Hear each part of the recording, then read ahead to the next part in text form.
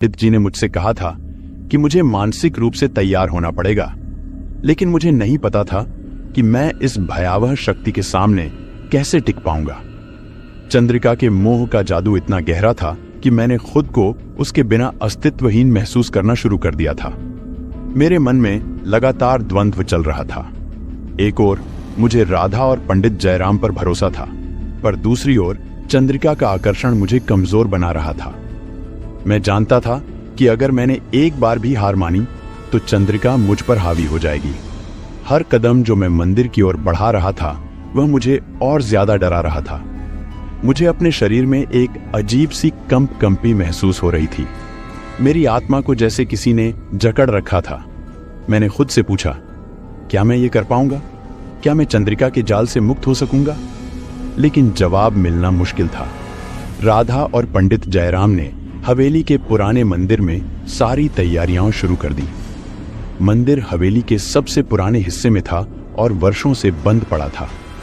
यहां तक आना ही अपने आप में एक भयावह अनुभव था। दीवारों पर लगे देवी देवताओं के चित्र भी जैसे जीवन में आ गए थे, जैसे वो भी इस निर्णायक रात का गवाह बनने को तैयार हों। पंडित जयराम ने मंदिर के बीच में एक विशेष यंत्र बनाया जिसमें चारों ओर रक्षात्मक मंत्रों का घेरा था।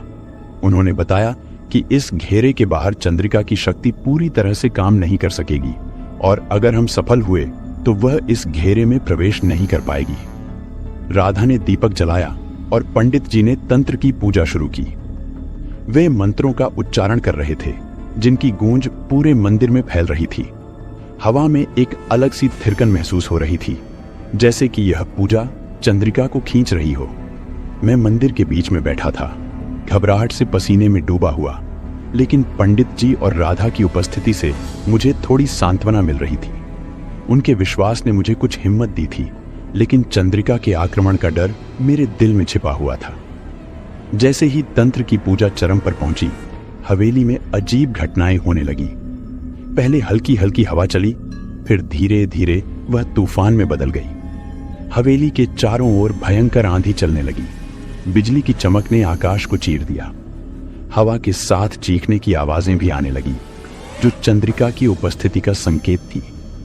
ऐसा लग रहा था कि पूरा वातावरण हमारे खिलाफ हो गया हो। अचानक मंदिर के दरवाजे जोर से धमाके के साथ खुल गए। चंद्रिका ने अपनी पूरी शक्ति के साथ प्रवेश किया। उसकी आंखें लाल अंगारों की तरह जल रही थीं और उसका रूप पहले से कहीं अधिक भयानक हो चुका था। उसने मेरी तरफ घूरते हुए कहा, तुम मुझसे बच नहीं सकते विवान, तुम्हारी आत्मा हमेशा के लिए मेरी है। उसकी आवाज मेरे कानों में गूंजने लगी और मैं अंदर से टूटने लगा।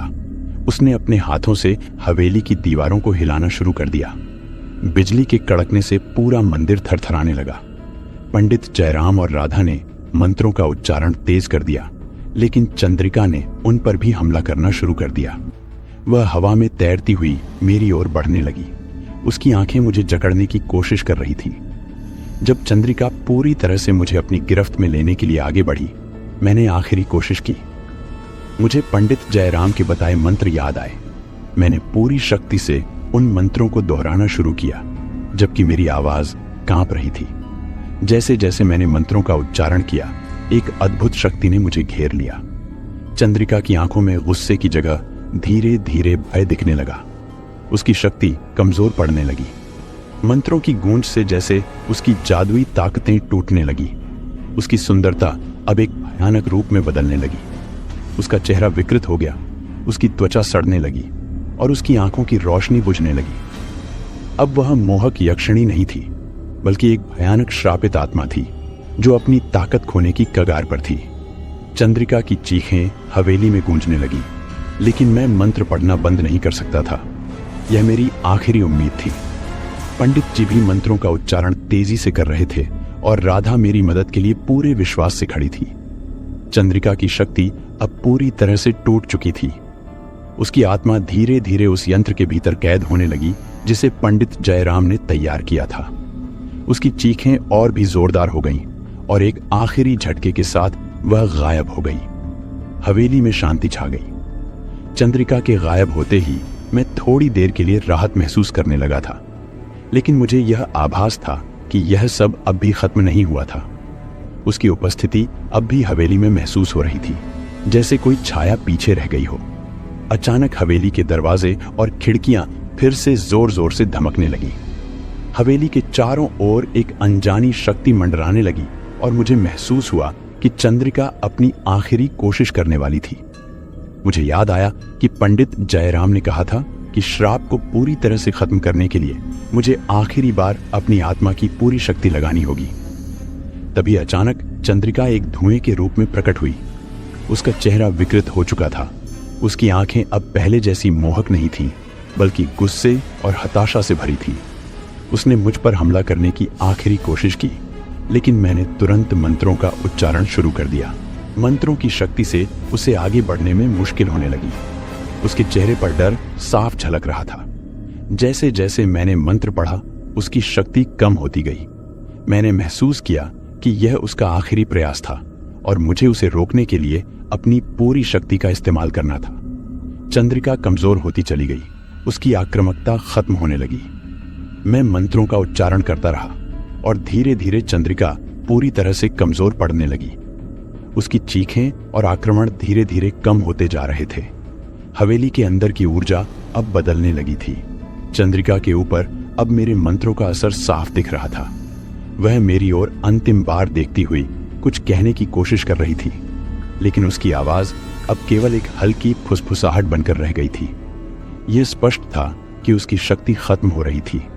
वह अब उस मोहक और शक्तिशाली यक्षिणी नहीं थी जो कभी मेरे जीवन पर हावी हो गई थी। उसकी आत्मा अब एक कमजोर, लाचार सी छाया में बदल चुकी थी। अंततः उसने अपनी अंतिम सांस ली। उसकी उपस्थिति पूरी तरह से धुएं में बदल गई और हवेली से गायब हो गई। उस क्षण मैंने महसूस किया कि मैं चंद्रिका के श्राप से हमेशा के लिए मुक्त हो गया था। यह विदाई भले ही उसके लिए दर्दनाक रही हो, लेकिन मेरे लिए यह एक नई शुरुआत की तरह थी। चंद्रिका की आत्मा अब हवेली के अंदर कहीं नहीं थी। हवेली का अजीब सन्नाटा अब शांति में बदल चुका था। मुझे उस सुकून का एहसास हुआ जिसका मैंने इतने लंबे समय से इंतजार किया था। चंद्रिका के जाते ही मुझे ऐसा लगा जैसे किसी ने मेरे कंधों से एक भारी बोझ उतार दिया हो। हवेली के अंदर की ठंडक अब गर्माहट में बदल चुकी थी। हवा का वह डरावना शोर अब शांत हो चुका था और हवेली के कमरे भी अब पहले जैसे नहीं लगे। मैं खड़ा होकर चारों ओर देखने लगा और एक नई दुनिया मेरे सामने खुलती नजर आई। मेरे मन में डर नहीं रहा। मुझे महसूस हुआ कि मैं एक नई जिंदगी की ओर बढ़ रहा हूं, जहां चंद्रिका का कोई असर नहीं होगा। मेरे दिल और दिमाग से वह बोझ जो इतने महीनों से मुझ पर हावी था, अब पूरी तरह से गायब हो चुका था। मैं पहली बार खुद को स्वतंत्र महसूस कर रहा था। यह मुक्ति केवल चंद्रिका से नहीं थी, बल्कि उस हवेली से, उस अतीत से थी जिसने मेरे परिवार को पीढ़ियों तक जकड़ रखा था।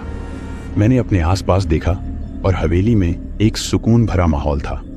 वह पुरानी भयावह ऊर्जा अब कहीं नहीं थी। राधा मेरी तरफ देख रही थी। उसकी आंखों में संतोष और खुशी की झलक थी। पंडित जयराम ने भी संतुष्ट होकर सिर हिलाया। मैंने महसूस किया कि अब मेरे जीवन का सबसे कठिन अध्याय खत्म हो चुका था। राधा ने मेरे पास आकर धीरे से मेरा हाथ पकड़ा। उसकी आंखों में वह सब कुछ था जो मैं महसूस कर रहा था, मुक्ति, सुकून और एक नई शुरुआत की चाहत। वह हमेशा से मेरी साथी रही थी, लेकिन अब हमारे रिश्ते में एक नई गहराई आ चुकी थी। उस रात के बाद हमें एहसास हुआ कि हम केवल दोस्त नहीं थे, बल्कि एक दूसरे के लिए कुछ और भी थे। राधा ने मुझे बताया कि वह हमेशा मेरे साथ रहेगी, चाहे कुछ भी हो। और मैंने भी महसूस किया कि अब मैं इस पुराने श्रापित अतीत को छोड़कर उसके साथ एक नई जिंदगी शुरू कर सकता हूं। चंद्रिका के जाने के बाद हमारी जिंदगी में एक नई शुरुआत की संभावनाएं खुल गई थी। हम दोनों ने मिलकर एक नई दिशा में कदम बढ़ाने का फैसला किया। राधा ने कहा, अब जब यह सब खत्म हो गया है, हमें आगे बढ़ना चाहिए। इस हवेली को पीछे छोड़ दो विवान। ये श्रापित जगह अब हमारे किसी काम की नहीं है। उसकी बातों में एक गहरी सच्चाई थी। मैंने महसूस किया कि अब मुझे इस जगह से आगे बढ़ना ही होगा। हमने एक साथ फैसला किया कि इस हवेली को हमेशा के लिए बंद कर देना चाहिए। पंडित जयराम ने भी सहमति जताई कि इस श्रापित जगह का दरवाजा हमेशा के लिए बंद कर दिया जाना चाहिए, ताकि भविष्य में कोई और इस श्राप का शिकार न बने। हमने तय किया कि हवेली को बंद करने से पहले हम सारे पुराने कमरों को पूरी तरह से सील कर देंगे और मंदिर में एक आखिरी पूजा करके उसकी रक्षा करेंगे। अगले दिन हमने यह काम शुरू किया। हवेली के सभी दरवाजों को बंद कर दिया गया और मंदिर में एक अंतिम पूजा की गई। पंडित जयराम ने कहा कि अब इस हवेली में किसी की आत्मा नहीं भटकेगी। चंद्रिका का श्राप अब पूरी तरह से समाप्त हो चुका था। जब सब कुछ खत्म हो गया तो मैंने हवेली को अंतिम बार देखा। यह वह जगह थी जिसने मेरे जीवन को बदल दिया था, लेकिन अब इसे पीछे छोड़ने का समय आ गया था। राधा मेरे साथ थी और हमारे सामने एक नई जिंदगी थी।